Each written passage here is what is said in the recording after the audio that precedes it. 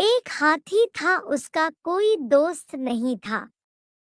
हाथी किसी से दोस्ती करना चाहता था। दोस्त की तलाश में हाथी निकल गया। उसे रास्ते में कुछ बंदर दिखलाई दिए। हाथी ने उनसे पूछा कि क्या वे उससे दोस्ती करेंगे। बंदर हाथी के विशाल शरीर को देखकर डर गए और यह कहते हुए भाग गए कि वे तो पेड़ों पर उछल कूद करते हैं और हाथी जमीन पर रहता है, इसलिए उनमें दोस्ती नहीं हो सकती। आगे चलते हुए हाथी को कुछ पक्षी दिखाई दिए। हाथी ने उनसे दोस्ती करने के लिए कहा तो पक्षी भी विशाल हाथी से डर गए और यह कहते हुए कि वे तो ऊंचे आसमान में उड़ते हैं और हाथी जमीन पर रहता है, इसलिए उनमें दोस्ती नहीं हो सकती। इतना कहकर पक्षी भी वहां से उड़ गए। आगे चलते हुए हाथी को चूहा दिखलाई दिया। हाथी ने चूहे की तरफ दोस्ती का हाथ बढ़ाया तो चूहा भी डर गया और यह कहकर वहां से भाग गया कि वह तो छोटा सा जीव है, कभी धोखे से हाथी का पर उसके ऊपर रखा गया तो उसका क्या होगा। अब हाथी थक हार कर तालाब में पानी पीने के लिए चला गया।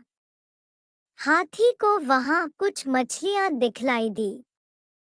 हाथी ने मछलियों से भी दोस्ती के लिए कहा, मगर मछलियों ने भी यह कहते हुए मना कर दिया कि वह तो पानी में रहती है और हाथी जमीन पर, इसलिए उनमें दोस्ती नहीं हो सकती। हाथी को दोस्त नहीं मिल सका, इसलिए हाथी काफी उदास था। उसी समय जंगल में कहीं से एक खतरनाक शेर आ गया और उसने जंगल के निर्दोष जानवरों का शिकार करना शुरू कर दिया। शेर के डर से सभी जानवर बहुत भयभीत होते। तभी हाथी को यह बात पता चली और हाथी ने उसे शेर को लड़ाई के लिए चुनौती दी।